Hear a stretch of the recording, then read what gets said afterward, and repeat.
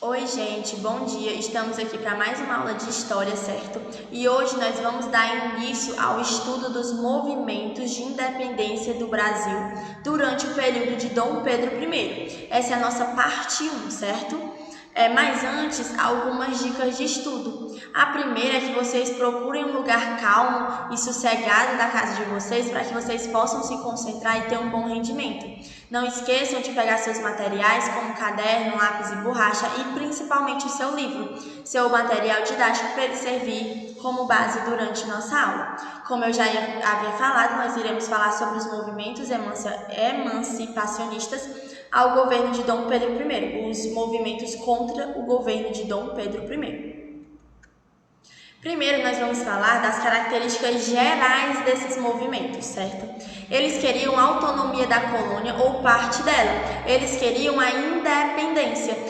Alguns movimentos eram independência só de uma região, outros movimentos eram independência do Brasil por um todo, mas eles queriam independência. Eles estavam insatisfeitos com a forma, com a estrutura política, econômica, social que o Brasil se encontrava, submissos ao governo português. Eles não estavam mais a favor daquilo. Eles não queriam mais ser comandados por Portugal. Eles não queriam ser explorados, não queriam mais essa exploração imensa. Não queriam mais, alguns movimentos não queriam mais a escravidão. Então eles queriam essa independência, não queriam mais ser mandados, não queriam ser mais submissos ao governo de Portugal.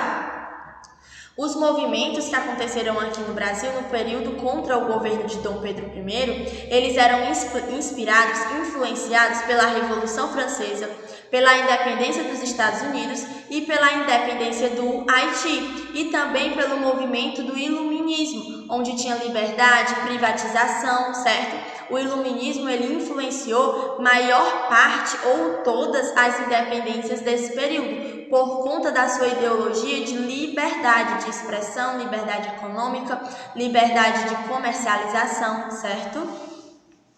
Também tinha uma insatisfação muito grande com o governo de Portugal, por conta que Portugal tratava o Brasil apenas como uma colônia de exploração, não dava muita vez e voz para o povo e também não estava ligando muito para ajudar ali na estruturalização geral, social, cultural e econômica do Brasil, certo? Estava mais ligada apenas à exploração e não a uma ajuda positiva e também aos impostos que aumentavam cada vez mais. E também tinha uma repressão muito grande política. Como assim? Não tinha liberdade política. Era o que o rei de Portugal falava e pronto. O povo brasileiro não tinha vez, não tinha uma voz, não podia interferir em problemas políticos e eles achavam injusto uma pessoa que estava muito longe ou Dom Pedro I que não sabia muito bem o cotidiano das pessoas, não deixava com que o povo falasse por si, não deixava que o povo interferisse nas suas decisões, não deixava ali ter representantes do povo no governo brasileiro. Tudo isso influenciou os movimentos. Um dos principais e mais famosos é a Inconfidência Mineira, que ocorreu em 1789 e ela aconteceu por conta que a Minas Gerais naquele período era conhecida, a principal fonte econômica de Minas Gerais naquele período era o ouro, certo? A exploração do ouro, a maior parte do povo vivia lá por conta dessa exploração do ouro, em busca de achar pedras de ouro por Minas Gerais. Até teve um período que muita gente migrou para Minas Gerais, saíram andando de suas regiões em busca de Minas Gerais com o sonho de encontrar uma pedra de ouro. E o que é que aconteceu? Nesse período, especificamente, não tinha mais tanto ouro, porque Portugal já tinha explorado demais, o pessoal que tinha ido para lá explorou muito. Então o ouro ele estava escasso, não tinha tanto ouro, então teve uma queda na produção aurífera, certo? Na produção do ouro, na exploração do ouro. Também aconteceu por conta dos altos impostos e pesada carga fiscal. Portugal cobrava um imposto muito alto sobre o ouro explorado pelos brasileiros ou outras pessoas, certo? Isso estava trazendo uma insatisfação muito grande. Eles exploravam, eles tinham todo o trabalho de buscar o ouro e no final de tudo o governo português, através de impostos extremamente altos e vários impostos, tomavam grande parte do seu ouro. A coroa alegava que esses altos impostos era por conta, a coroa alegava que essa produção, essa queda na produção aurífera era por conta do contrabando, que as pessoas estavam ali contrabandeando muito ouro e estavam tipo mentindo para eles que não tinham buscado ouro. Nesse período foi quando surgiu o termo Santo do Pau Oco. Por quê? Porque com o intuito de tentar fugir desses altos impostos, o pessoal que estava ali explorando ouro levava santos ocos, onde eles colocavam algumas pedras de ouro e levavam só uma parte do que eles tinham conseguido para pagar os impostos, e o restante eles guardavam, certo? Então, tudo isso eles tentavam fazer para tentar ali fugir desses altos impostos, não falar o tanto real que pegaram. Um dos impostos era o quinto, onde toda a produção, toda a exploração que eles conseguiram, eles tinham que dar 1/5 daquele ouro para o governo, certo? Eles tinham que dar 1/5 de tudo que eles conseguiram para o governo português. Outro imposto era a derrama, que o governo tinha estabelecido um objetivo dele, o governo, possuir pelo menos 100 arrobas anuais, 100 arrobas de ouro anual.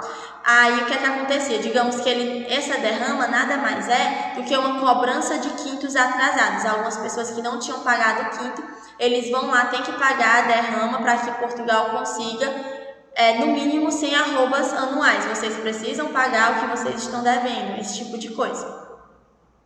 Tinha uma pressão muito grande da metrópole, certo? E uma independência por meio de ação militar. Eles queriam uma independência através de uma guerra, digamos assim, uma guerra civil envolvendo poder militar.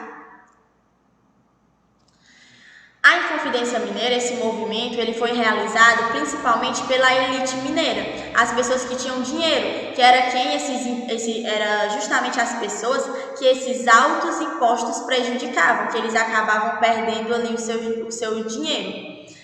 Tiradentes era o único que não era participante da elite mineira, ele era de classe média, digamos assim. O nome real dele é Joaquim José da Silva Xavier. E o lema da Inconfidência Mineira, assim como lá na Revolução Francesa, é liberdade, igualdade e fraternidade, certo?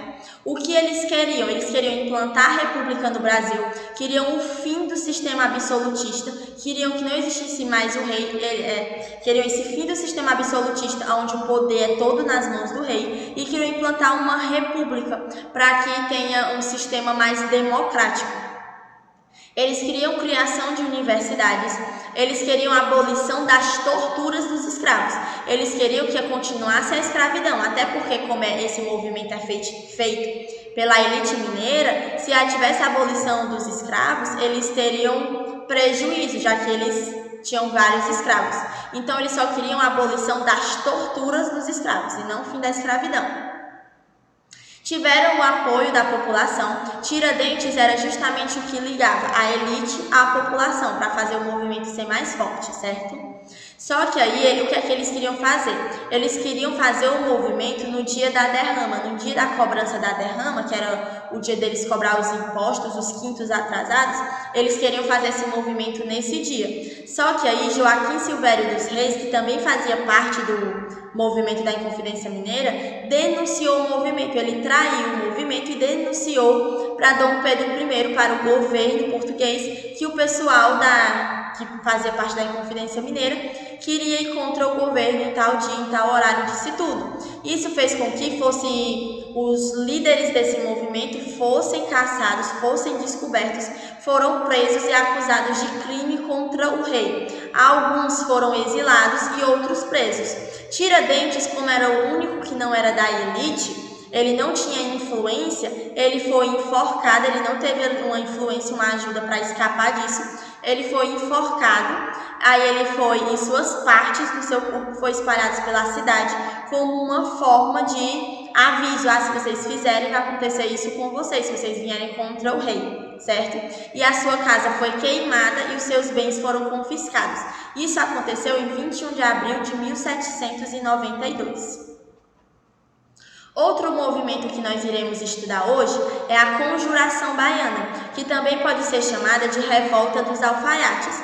Diferentemente da Inconfidência Mineira, a Conjuração Baiana queria a independência apenas da Bahia, certo? Enquanto a Inconfidência Mineira queria uma independência do Brasil, a Conjuração Baiana queria uma independência da Bahia, certo? Aconteceu na capitania da Bahia em 1789 e eles queriam a proclamação da República da Bahia, certo? Isso aconteceu por conta dos altos impostos, a falta de liberdade comercial, a escassez de alimento. E eles queriam a abolição da escravatura e eles também queriam a abertura dos portos para que eles pudessem comercializar.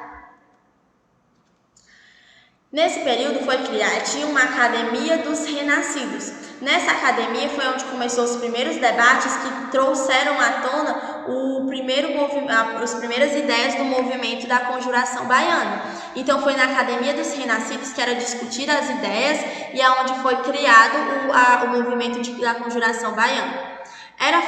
Esse grupo era formado por pequenos comerciantes, soldados, artesãos, alfaiates, negros libertos e mulatos.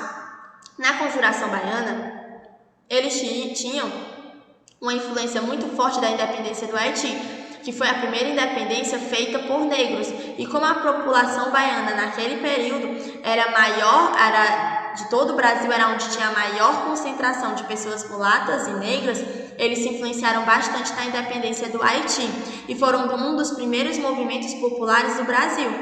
Em 12 de agosto de 1798, eles saíram distribuindo panfletos sobre seus pensamentos, sobre suas ideologias. Só que aí eles, assim como a Inconfidência Mineira, eles foram descobertos e eles foram fortemente julgados pelo governo português. Eles foram acusados e presos. E 6 deles foram condenados à morte, que eram os líderes, certo? Eles foram enforcados e as suas partes foram espalhadas pela cidade.